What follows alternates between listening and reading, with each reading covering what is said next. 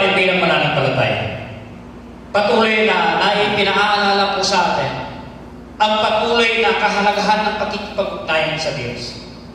Although kahit na kung minsan hindi natin nakikita o kung minsan hindi natin nararamdaman yung kapangyarihan ng Diyos. Ayon po sa ating text, mga kapatid, patuloy na ipinaalala sa atin na God's silence is not God's absence. Hindi ibig sabihin na para bagang feeling natin hindi tayo pinapakinggan, pero hindi ibig sabihin na hindi tayo naririnig ng Diyos.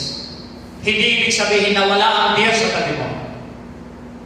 Kundi, patuloy na inaalala ko sa atin ang katahimikan ng ating Panginoon ay patuloy lamang na ibinibigay na subok sa atin.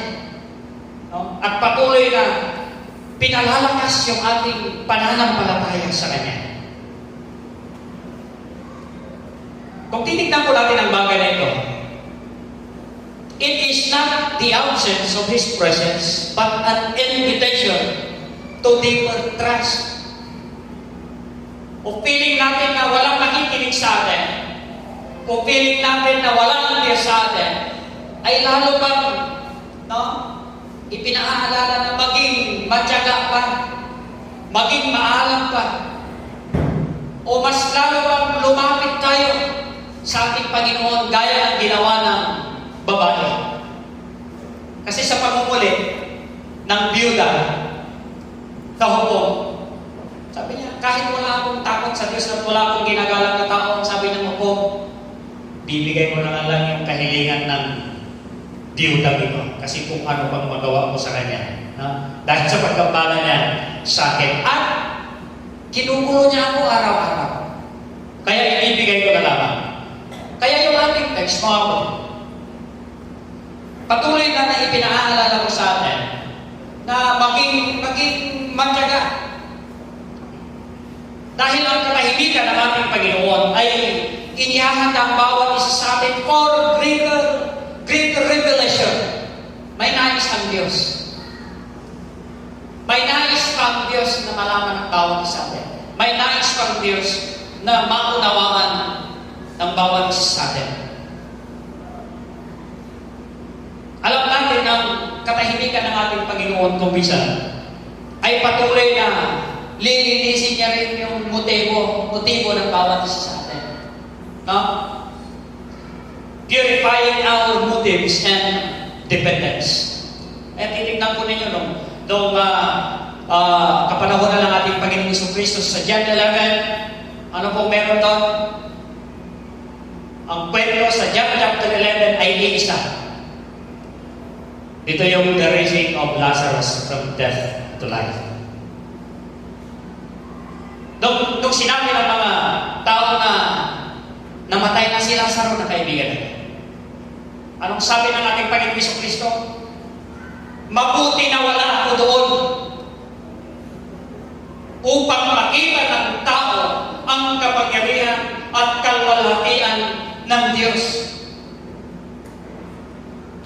Kaya sabi niya, tara at gigisingin ko ang ating kaibigan na si Lazaro.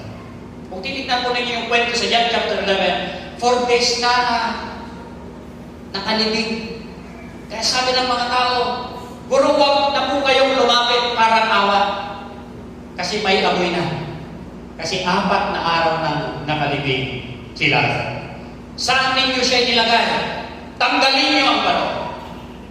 Yun yung kwento. Dahil sa una, John 11:25, sabi niya, I am the resurrection and the life. Yung pangyayari sa buhay ni Marta at Maria ay inihanda ng Panginoon upang patuloy na ipaalala sa atin na mayroong nais ang Diyos na ipaunawa sa bawat isa. Na mayroong bunga ang ating pagtitiyaga at pananatili sa Kanya. Tatandaan po natin, God's silence is not God's absence. Pangalawang bagay, trust in God's character, not in immediate results. Kasi may mga nananalangin kung minsan, may kahilingan ngayon, gusto nila, matanggap na nila kagad. Tama? May mga taong gano'n. May mga pinapadalangin tayo, isang araw, dumating ng isang linggo, wala pa rin. No? Kaya dumarating sa punto na lumalayo sila. No? Kumakalma na sila. Mamaya, lumalamig na. Mamaya, hindi na ginagawa ang pagkikipag-usap sa Diyos. Patuloy na ipinaalala ko sa atin, mga kapatid, na hindi man natin agaran at tatanggap ang mga kahilingan natin sa Diyos, pero patuloy na ipinaalala na magtiwala tayo sa Kanya. Maraming kwento. Kagaya ni David, hanggang kailan mo ako, Panginoon, tataguan? Talaga bang hindi mo ako pakikinggan? Pero sa liwaran nito, nagtitiwala ako sa iyo. Yun yung sabi ni David. Patuloy na ipinaalala ko, mga kapatid, na magtiwala tayo sa Diyos. No? Ano bang katangian ng ating Panginoon? No? Mahabagin, mapagmahal, maunawain, mabuti, lahat-lahat. So sa mga bagay-bagay na yan, sa mga katangian yan, patuloy na ipinaalala ko sa atin na kinakailangan nating manatili, magtiwala sa Kanya. Hindi man natin agaran nakikita o natatanggap yung mga kahilingan natin. Alam ng byuda na makukuha niya ang katarungan sa pamamagitan ng kanyang pag-ulit. Dahil sa kanyang persistence, no? Galit man yung hukom, pero ibinigay niya. Pangatlong bagay,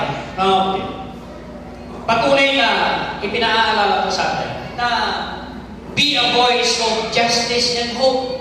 Like the widow, believers must stand for righteousness even in the ground world.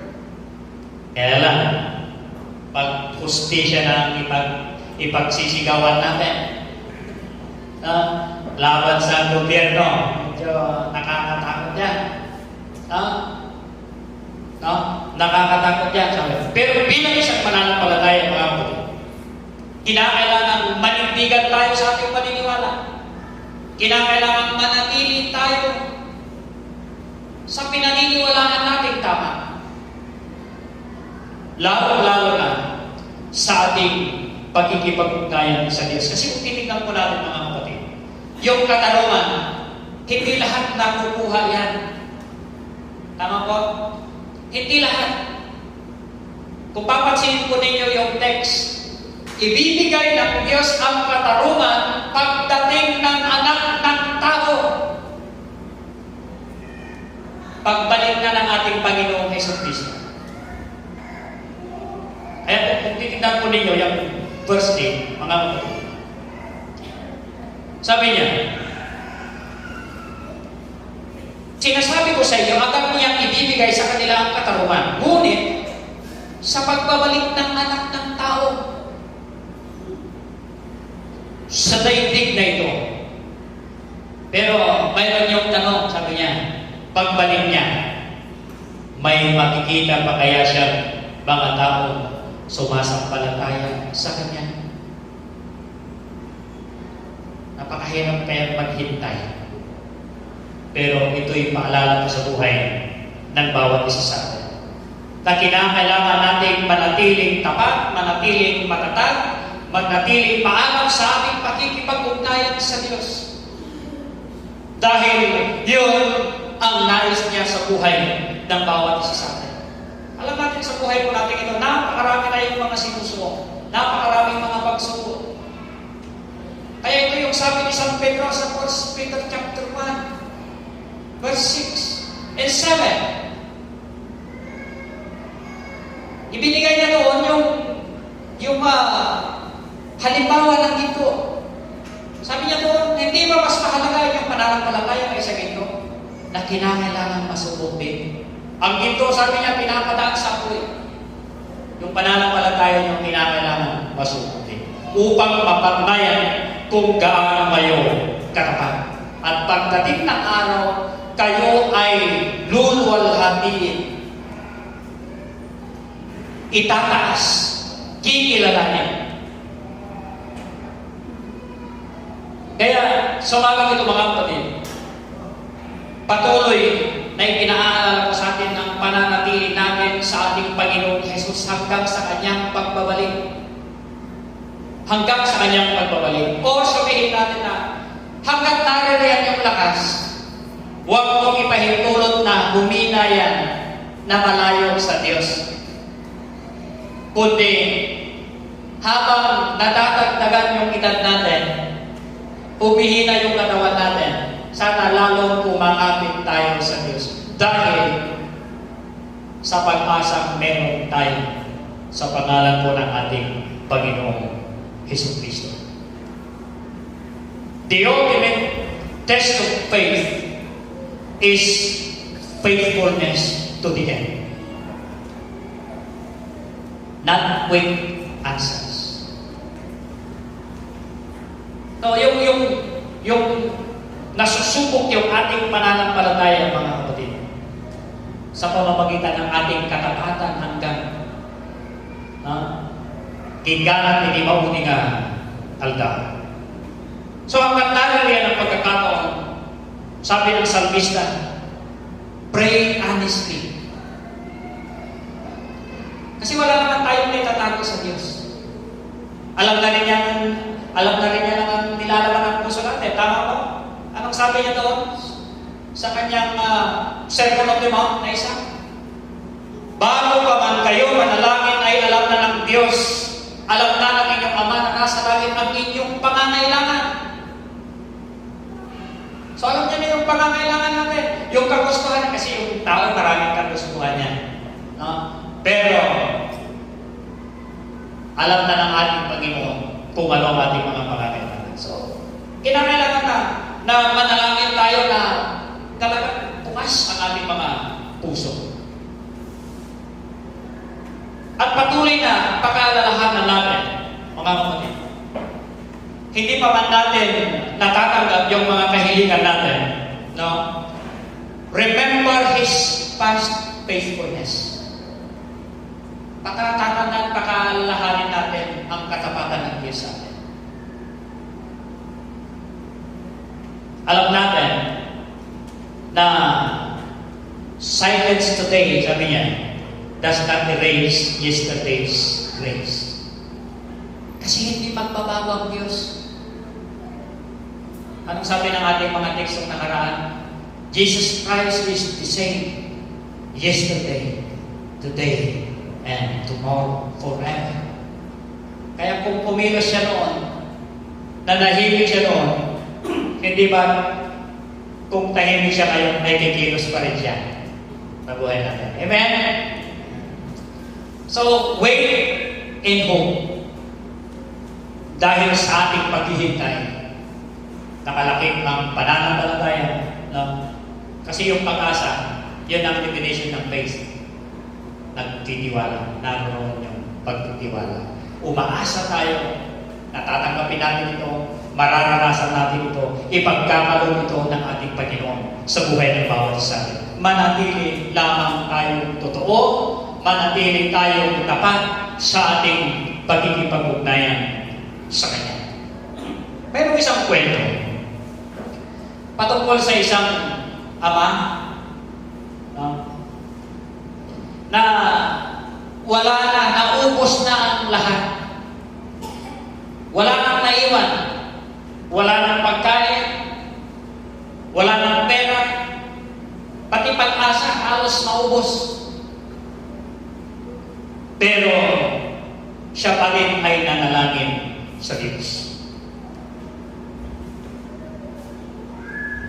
Sa kanyang pakikipag-usap sa Diyos, sabi niya, Lord, You are my provider. Naniniwala siya na ang Panginoon ay magkakaloob sa kanya sa likuran ng kanyang matinding pangangailangan at kawalan.